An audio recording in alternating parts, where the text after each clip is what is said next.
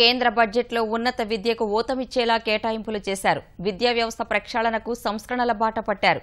National testing agency ఏర్పాటు నిర్ణయాన్ని విద్యావేత్తలు స్వాగతిస్తున్నారు. మహిళా సంక్షేమానికి పెద్దపీట వేయగా యువత నైపుణ్యాభివృద్ధి పెంచే దిశగా భూరీగా నిధులు పెంచారు. కేంద్ర సార్వత్రిక బడ్జెట్లో విద్యా వ్యవస్థ పునరుద్ధరణకు తెరదీశారు. అన్ని ప్రవేశ పరీక్షలు నిర్వహించేందుకు నేషనల్ టెస్టింగ్ ఏజెన్సీ పేరిట స్వయం సాధికారత ఉన్న స్వతంత్ర సంస్థ ఏర్పాటు కానుంది. తద్వారా సీబీఎస్ఈ పనిభారం తగ్గి పాలనాపరమైన బాధ్యతల నుంచి వైదొలగడం వల్ల అవి పూర్తిగా విద్యా సంబంధిత వ్యవహారాలపై దృష్టి సారించేందుకు వీలవుతుంది. ఇన్నోవేటివ్నెస్ అనేది యంగ్ చిల్డ్రన్ దగ్గర చాలా ఎక్కువగా ఉంటుంది, ఫ్రెష్ మైండ్స్ కాబట్టి అక్కడ అది నర్చర్ చేయడానికి ఈ ఇన్నోవేషన్ ఫండ్ చాలా ఉపయోగపడుతుందని మనం భావించవచ్చు. హైయర్ ఎడ్యుకేషన్కి వచ్చేటప్పటికి క్వాలిటీ ఇన్స్టిట్యూషన్స్కి మేము హయ్యర్ అటానమీ ఇస్తాము అని చెప్పడం అనేది చాలా వెల్కమ్ మూవ్. ఎందుకంటే గవర్నమెంట్ ఫండింగ్ తోటి హైయర్ ఎడ్యుకేషన్ ఇన్స్టిట్యూషన్స్ పెట్టడం అనేది చాలా కష్టతరమైన విషయం. అది ప్రైవేటైజేషన్ కానీ పార్ట్నర్షిప్ ద్వారా కానీ ఈ హైయర్ ఎడ్యుకేషన్ అనేది మన కంట్రీలో ఇవ్వడానికి అవకాశం ఉంది.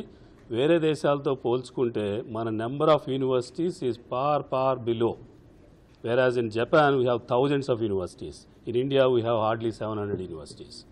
If you see the population, that's how ఈ అటానమీ ఇవ్వటం ద్వారా ఏ ఇన్స్టిట్యూషన్స్కి అయితే క్వాలిటీ ఉండి వాళ్ళంతా వాళ్ళు మేనేజ్ చేయగలుగుతారో వాళ్ళకి ఒక అక్రిడిటేషన్ టెస్ట్ చేసి వాళ్ళకి అటానమీ ఇచ్చి ఎక్కువ హైయర్ ఎడ్యుకేషన్ డెవలప్ చేయడం అనేది అనదర్ ఇంపార్టెంట్ మూవ్ అండి.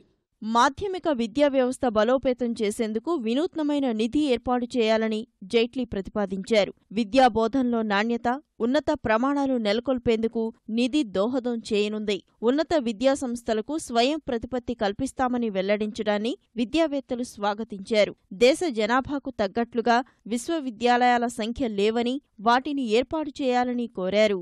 స్టూడెంట్స్ నెంబర్ ఆఫ్ టెస్ట్ ఈ 10+2 అయిన తర్వాత ఎన్ని టెస్టులు రాయాలంటే ఒక 15-20 టెస్టులు వాళ్ళు అప్లై చేయాలి.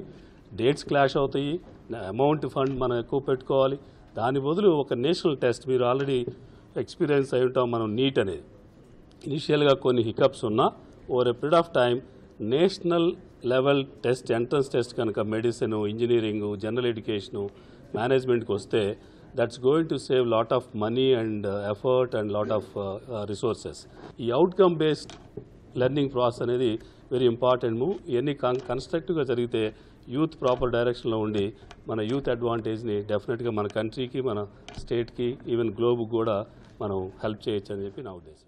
మహిళా సంక్షేమానికి ఈ బడ్జెట్లో గతేడాది కంటే 26% నిధులను కేంద్ర ప్రభుత్వం పెంచింది. ఈసారి ఏకంగా 22,095 కోట్ల కేటాయింపులు జరపడం విశేషం. దేశవ్యాప్తంగా 14 లక్షల అంగన్వాడీ కేంద్రాల్లో మహిళా శక్తి కేంద్రాల ఏర్పాటుకు నిర్ణయించారు. ఈ కేంద్రాల్లో మహిళలకు నైపుణ్య అభివృద్ధి, డిజిటల్ అక్షరాస్యత తదితర అంశాలపై శిక్షణనిస్తారు. యువతలో నైపుణ్య శక్తి నింపి దేశానికి మరింత శక్తి అందించేందుకు సిద్ధమైంది. 4,000 కోట్ల రూపాయలతో 3.5 కోట్ల మంది యువతకు ఉద్యోగ నైపుణ్యాలు నేర్పే సంకల్ప్ కార్యక్రమానికి ఈ బడ్జెట్ ద్వారా శ్రీకారం చుట్టింది. ఔత్సాహిక మహిళా పారిశ్రామికవేత్తలకు రాయితీలు, సత్వర రుణాల మంజూరుకు భరోసానిచ్చింది. బట్ వన్ ఏరియా ఏంటంటే విమెన్ అండ్ కూడా సొసైటీలో ఒక ఈక్వల్ పార్ట్నర్ ఇన్ సొసైటీ లాగా ఊహించి వాళ్ళకి చాలా మటుకు జెండర్ ప్యారిటీ ఇష్యూస్ మీద, whether in education, whether in health, whether in rural employment generation schemes, whether in entrepreneurial schemes like stand-up initiative కూడా ఇప్పుడు women entrepreneursని బాగా ఎంకరేజ్ చేస్తున్నారు. సో ఈ అన్ని ఇనిషియేటివ్స్ చూసుకుంటా ఉంటే రేపొద్దున చాలా బూస్ట్ కనిపిస్తుంది. ఎస్పెషలీ మన ఎకానమీలో today only 16% of women are actually contributing to the GDP. So that percentage definitely will start improving in the times to come with all these measures. మొత్తంగా విద్యా వ్యవస్థను పరిపుష్టం చేసి యువత నైపుణ్యాభివృద్ధికి సానబెట్టి అంతర్జాతీయ స్థాయిలో అవకాశాలను అందిపుచ్చుకునేందుకు కేంద్ర బడ్జెట్ దోహదం చేయనుందని ఆర్థికవేత్తలు అభిప్రాయపడుతున్నారు. మహిళా సాధికారతను నిలబెట్టేందుకు ఉపయుక్తంగా ఉందని వాదనలు బలంగా వినిపిస్తున్నాయి.